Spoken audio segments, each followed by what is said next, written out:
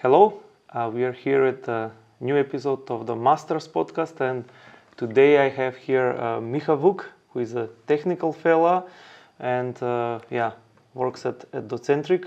I can clearly say the best tool for reporting or for forms into the Dynamics world. So Miha, thank you for joining at this podcast. Maybe you can say a few words about yourself, what you do at Docentric, about your position, and let's start from there. So, hi. Yes, I'm a software architect and technical fellow at Docentric. So my main role is to follow what's new in technology. So this technology is Microsoft Dynamics 365 for finance and operations, and also to talk with customers when they have problems to get the insights, their problems, their insights, their request, and to see what can be done in our products to solve it in as much generic way as possible. So yeah, I'm involved in all aspects on the technology. Then I also test it. Then I also make some proof of concept projects for potential features, and some of them are there then also implemented in our product. Good. And I think we need to say you're on Microsoft MVP, which is important. Not yet, but I'm on the way. Let's say. On the way. Okay, good, yeah. Good luck with that. Yeah. Okay, my first question here would be, you, as I said, you're the best on the market, at least in my opinion. We've seen your competitor tools. We work with your competitor tools at some clients. But how you manage to keep up to date this tool? Because it's an ISV. You need to develop on top of Microsoft code. How you always manage to make it work for you?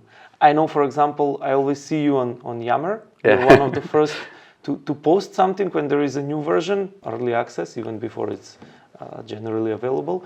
But how is this process from your side? So our product is really native F&O solution. So most of the competitors actually have an external service and then just have some forms in the F&O, and they do the magic outside.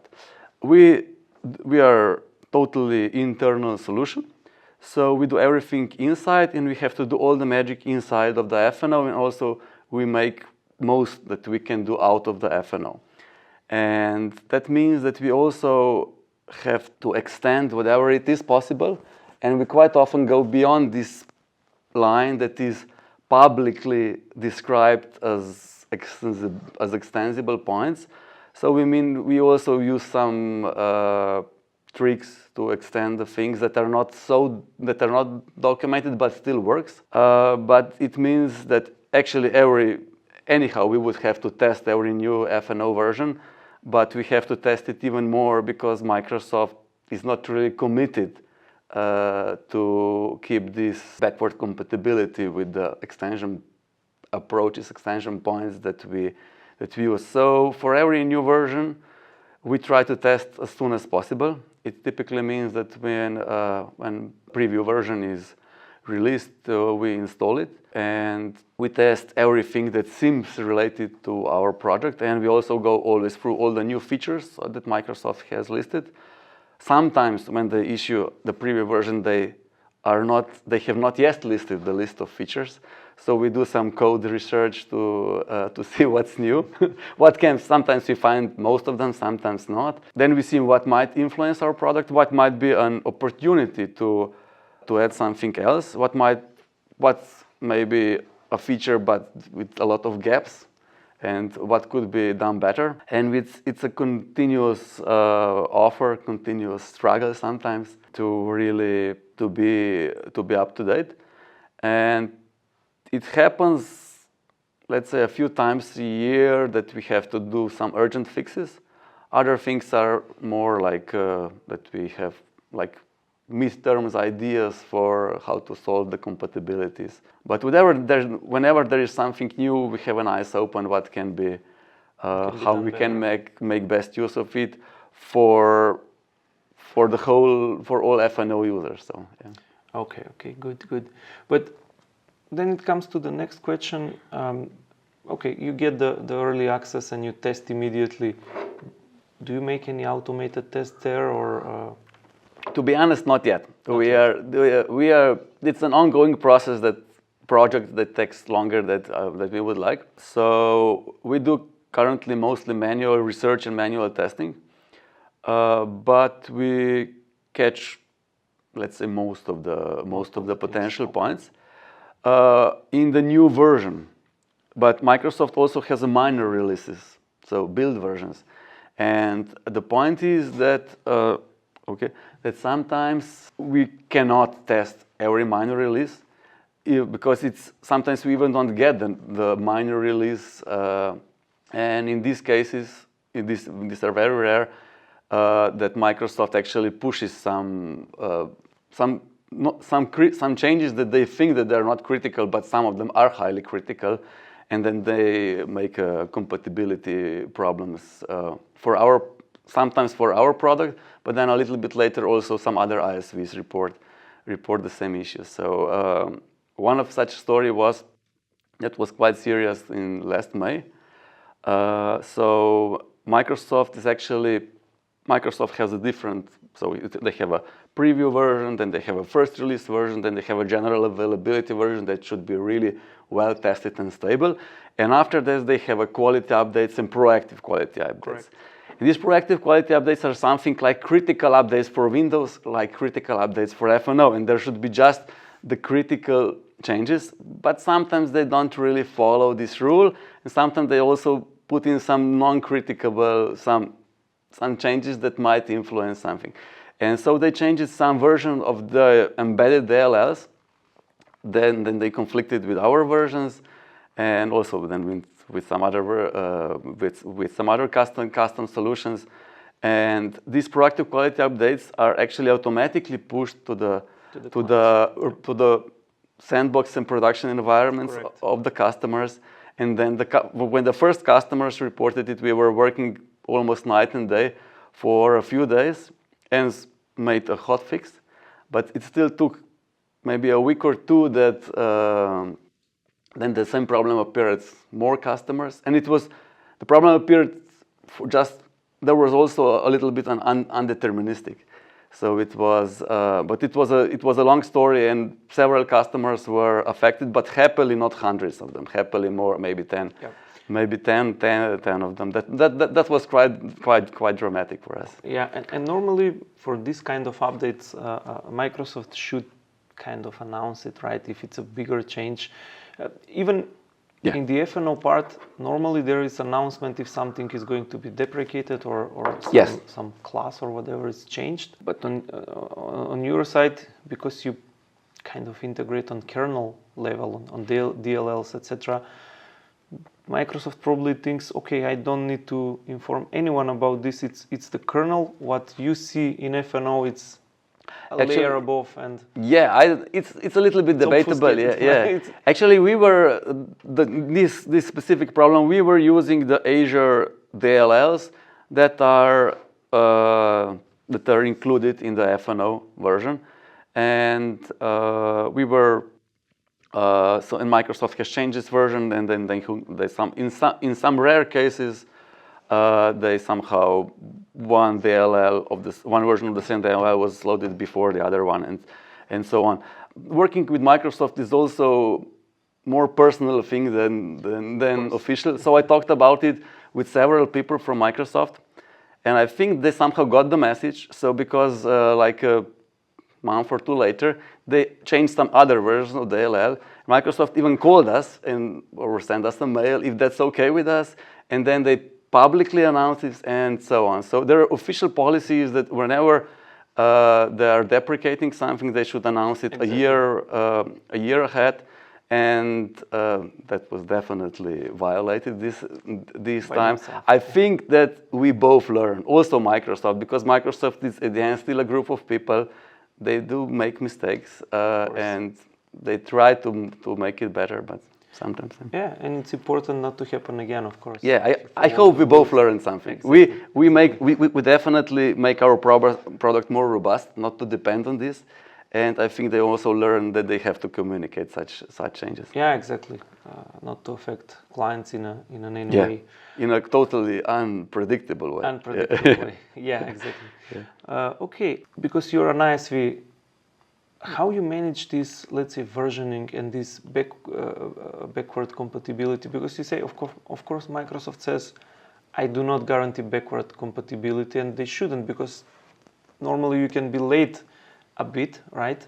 But at least twice a year you need to go to the new version of D365. So over time you will be on the latest version, let's say. Yeah. But how you manage, because you will have you have a lot of clients, yeah. and they're not on the same version. Of course, it's a small, let's say, window.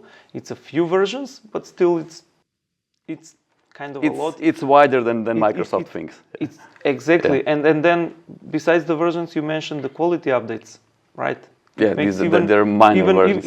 Yeah, minor versions, but still can make difference for you. Yeah.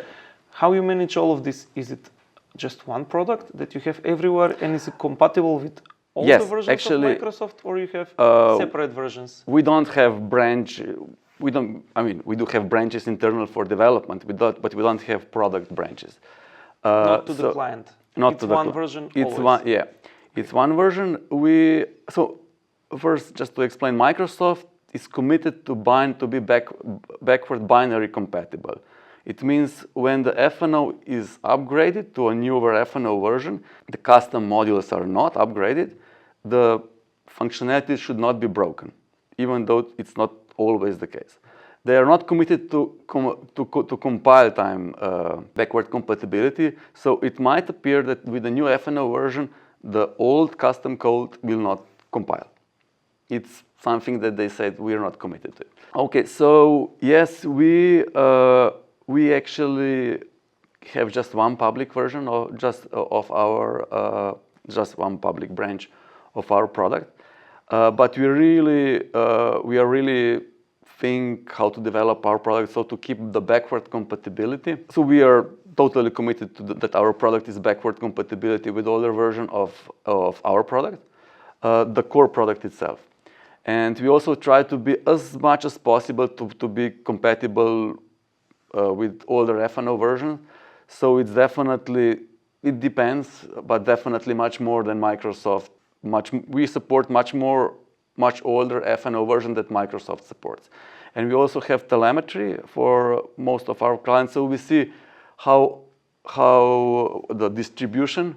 So the usage of per FNO, per Docentric versions, per FRO versions, and then we have to see what's the sweet spot. So if it's just one or two old customers, then we probably say it's okay, but we take it pretty serious. So typically it was like we were like 2 years backward compatible at least. So that was. Good.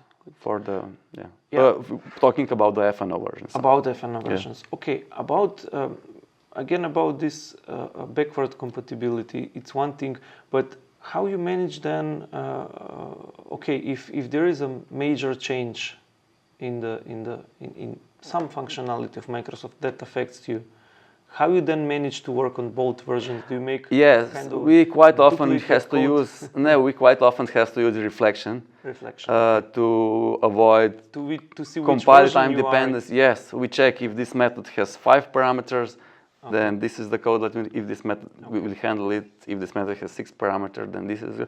And then we also do occasional cleanup, because you need after sometimes it's apparently that this method has 6 parameters, then we put away this code. I'm asking this because some of your competitors normally say you need to, and not just the competitors, some ISVs at some point say you need to go to a newer version or you can stay on the current one.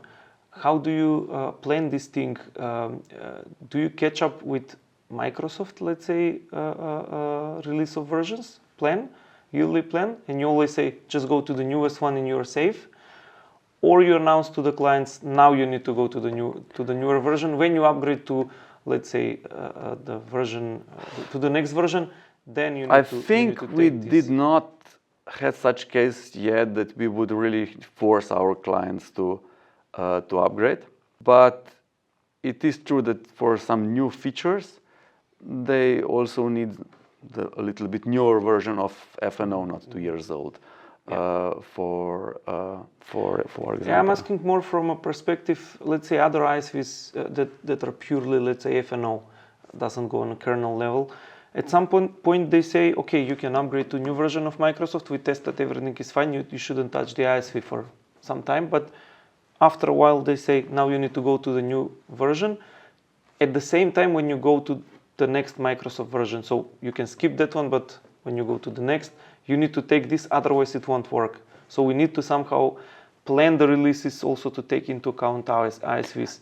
Yeah, does it happen on your side or not that often? We definitely recommend that when they upgrade FNO, they can also safely upgrade Docentric. Okay. Our core product is always tested, so and they can safely upgrade it. Beside our core product, sometimes the customers use also some other additional small solutions like proof of concept solution, our replicas, or some additional products. So it's not need if they don't have to upgrade other modules. But the core product is good if they upgrade, but we don't force them. You don't force them. Okay. You mentioned telemetry. How you do the telemetry? Is it the application insights? Yes, we have our internal telemetry. A customer is aware of it. And it's application insights. It's our application insight. Okay. So where we connected to their FNO environment. Connected to their FNO environment, okay. We collect anonymous data. That can help us to get some statistics, and also help us a lot due at the support when they have problems. We also get quite descriptive error information, and quite often we can see them much more than the customer tell us directly. Okay, good. And you've built it on your own, I guess. I mean, it's our code, yeah, and it's your code, yeah, and it goes. But yeah, but we have a mid-term plan, or maybe even a near-term plan, to allow the customers to get the same telemetry data also in their application inside.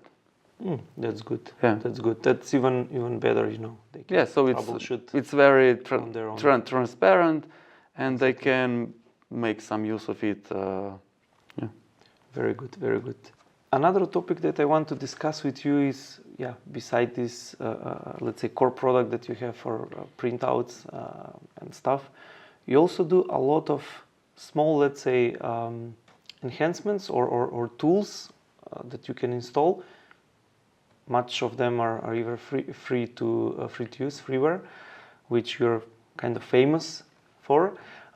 So tell me something more about it. How you decide what to do, how you decide which one to develop first and which one to go as a freeware on the market, which one to be a tool that you'll charge something for it.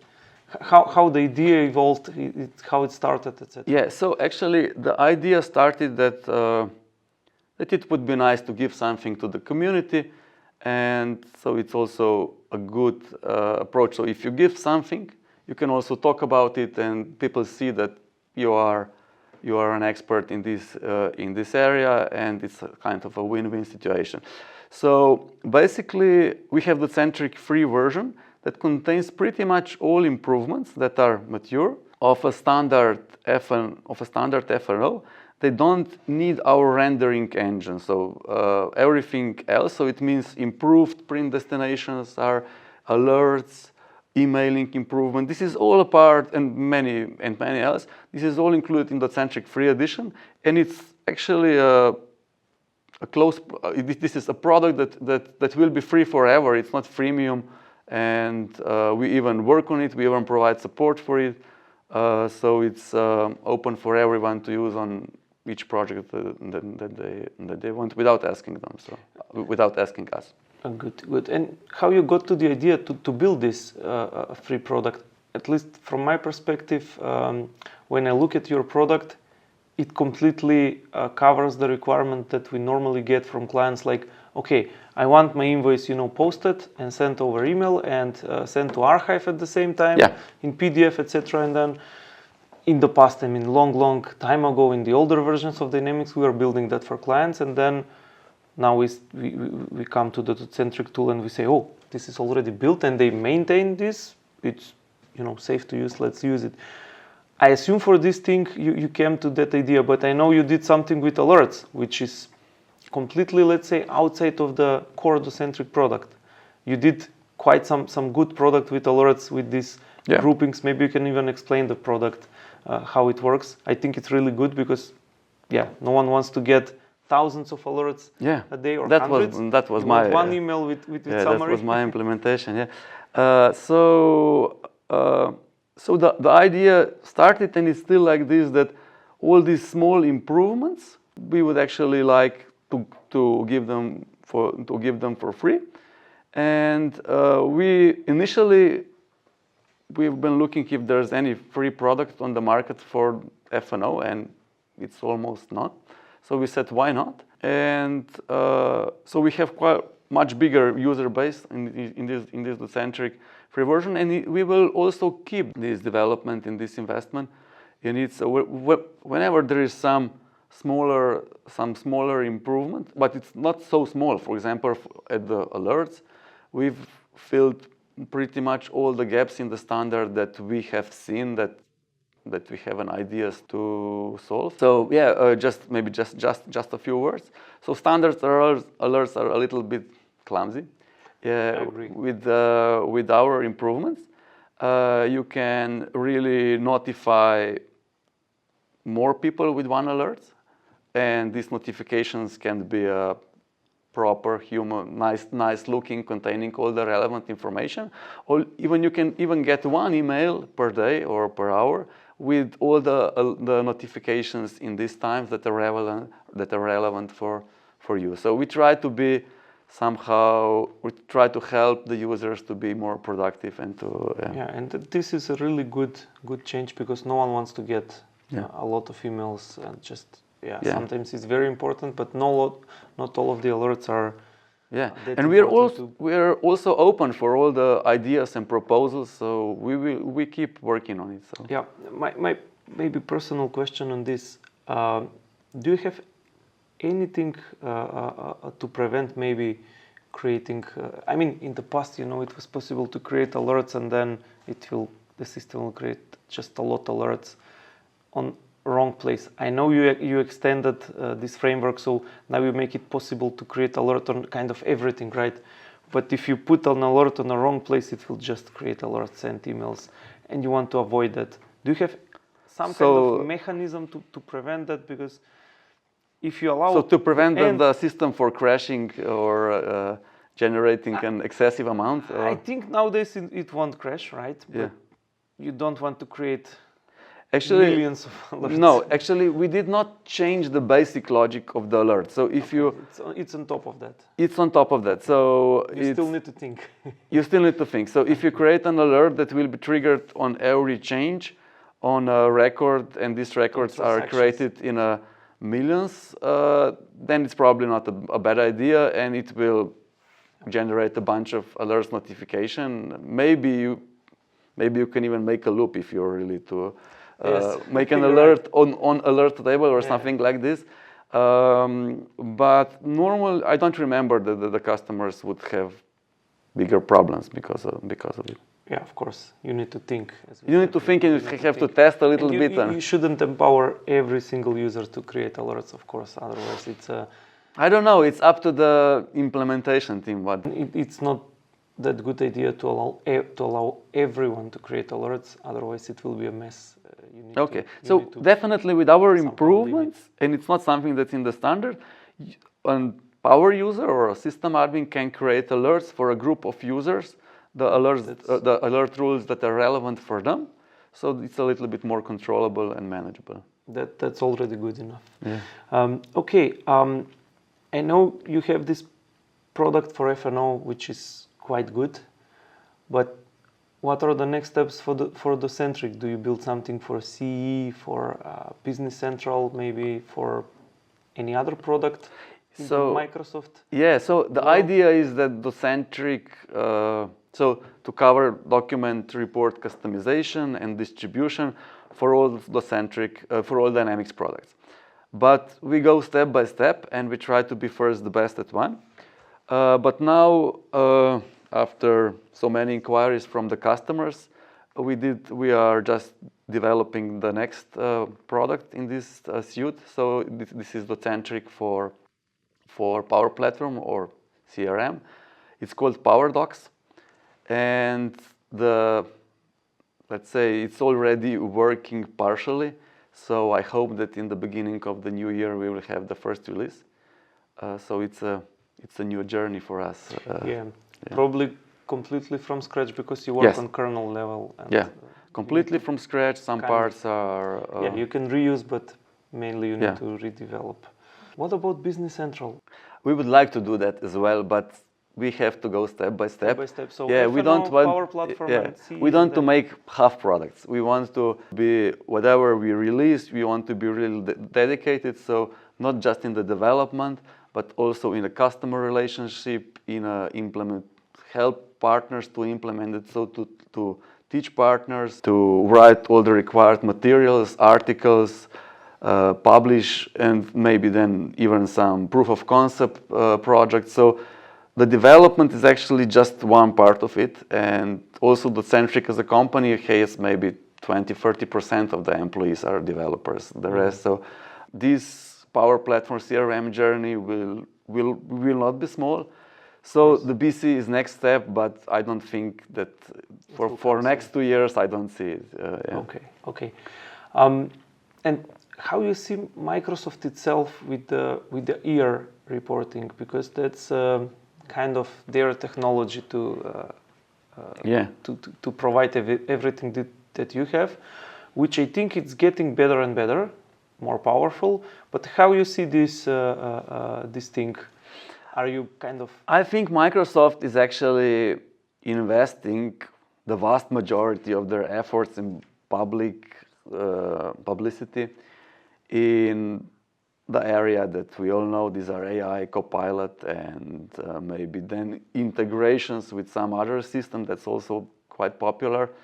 So this reporting and distribution, this is something that they do a little bit after a huge push from the customers, and they put just the minimal effort in this, and that electronic reporting, that was something that they invested a little bit, and they reused the electronic reporting framework that was actually designed for exchange of XML and other structured documents with text authority and other authorities, so business to business, structured database, and then reuse this system. Printouts. And they get quite a lot of awareness, and then they developed a little bit more. But we are also in contact with these people from Microsoft. As we see it and as we hear from them, they don't plan any bigger investment in this area. So I think it will be pretty much on this level, maybe some minor improvements. As far as I'm aware, they don't plan any rewrite of the reporting stack and so on, which is good for us. Of course. And I completely agree with you. The Microsoft focus now, it's copilots, artificial intelligence, which is good for everyone. It's a new, let's say, era in the development of the IT. But then it comes to my next question, and probably the last one. Can we expect a copilot for Docentric? Or maybe when can we expect the copilot for Docentric? We've done some basic research investigation in this area. I cannot say if I already have a use case to support to add a little bit of Copilot functionality in Docentric.